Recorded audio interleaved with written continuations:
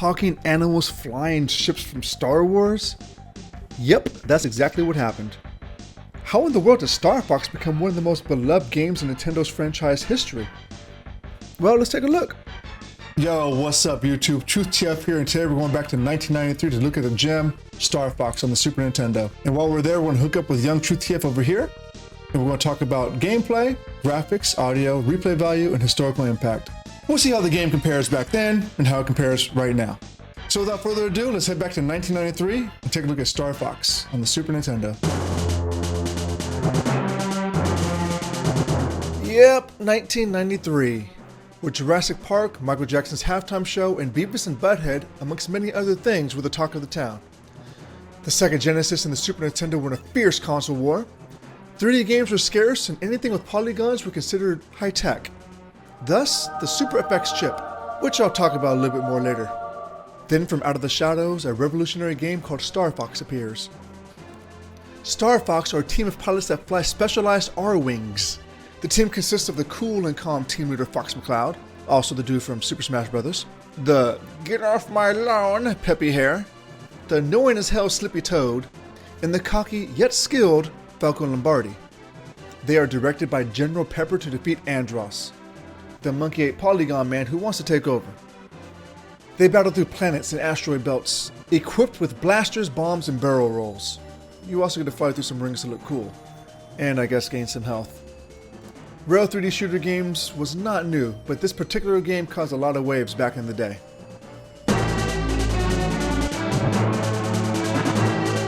This was one of the first huge mainstream Rail 3D shooter games for a lot of people. The gameplay concept is simple. Shoot whatever it is on screen, don't bump into walls, don't get hit by laser beams. You can use your booster, you can use your brakes, you can use your bombs, you can use your upgraded lasers. But that's really it. Simple. But the game itself is not simple. So the learning curve was pretty tough. The lasers don't always go where you think they'd go. The barrel rolls were questionable. The damn game felt it was cheating you at times. However, the R-Wings itself moved very well with you. And it's that movement that you get where you feel pretty free. And boy oh boy, it felt so fun. Controls still feel pretty okay, but man, the drop in FPS are just disgusting. Coming back to this 30 years later and being spoiled from Star Fox 64, the only reason why I was able to tolerate this was due to the fact that I played the hell out of it as a kid. So it was nostalgic. I can't imagine any new player picking this up and finishing this. Oh my god, Super FX chip, holy moly! The graphics are so 3D. And that was pretty much it. There are no games that render 3D graphics like this on the SNES. So this was considered really high tech. The Super FX chip was included with a cartridge that allowed the game to use polygonal graphics. The downside to this was a lot of FPS slowdown. But at the time, you definitely didn't care because you thought this game looked hot. Gross. This game is a polygonal mess. It is disgusting and it is not visually appealing to the new untrained eye. I tried so very hard while writing this to think of something positive about the graphics in this day and age. I can't. 30 years later, this did not age well at all graphically.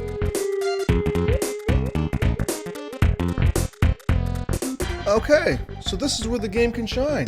The soundtrack is pretty dope. The first level, Corneria, that song is a bop. The rest of the songs are pretty cool as well. It gets the message across. It makes you feel how the level is designed to make you feel. And that's awesome. Let's be real. I think a lot of us can remember where we were when we were flying out of the base and got that Corneria song. Epic feeling. The soundtrack still feels good. And for those coming into the game for the first time, you may still be impressed by its music. Songs like the Corneria stage are very timeless, classic, and used in other games.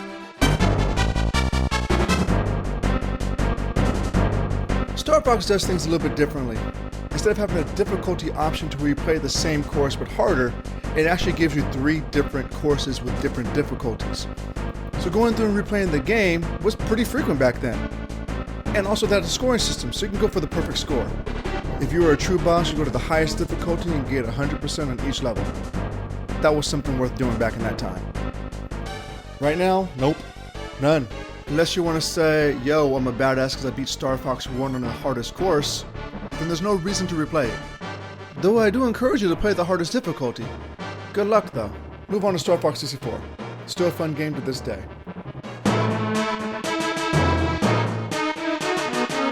I believe this was the first huge mainstream game that brought 3D polygons to gamers. Donkey Kong Country would do something similar a year later.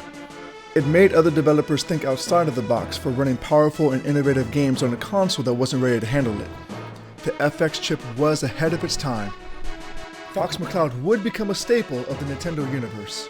Despite how poorly this game may have aged, believe it or not, it's considered one of the greatest games of all time.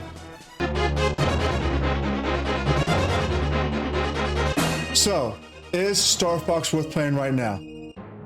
Hell no, it's not. I just can't get over the frame drop and the crazy, terrible graphics. It's really hard to get over. 30 years later, again, this game did not age well at all. Starfox 64 is definitely the game you want to start with on Star Fox, but if you really want to go back and play the Super Nintendo version, I'm not going to stop you. You'll be pretty disappointed though. As I mentioned before, the only reason why you'd want to do it is so you can have some bragging rights, but no one's going to care about you bragging about Star Fox on the Super Nintendo, trust me. It was technology advanced and it did pioneer more games for the future. Dare I say, there'd be some technology out there that wouldn't exist in the game world were it not for Star Fox. So I do have to give credit to where credit's due. And that's going to do it for me. Thank you so much for dropping in. I'll see you in the next one. Hey, before you go, do me a favor and hit that subscribe button. It really means a lot. If you like the video, give it a like as well. Also, I stream on twitch.tv/truthtf. You can see me there playing some games and having some fun. We also have a Discord in the link description below. Take care of yourselves and I'll see you soon. Peace. And we're going to talk about the graphics. Well, I need my little script because I forgot that last part. Hell no, it's not. The graphics are just too hard to watch.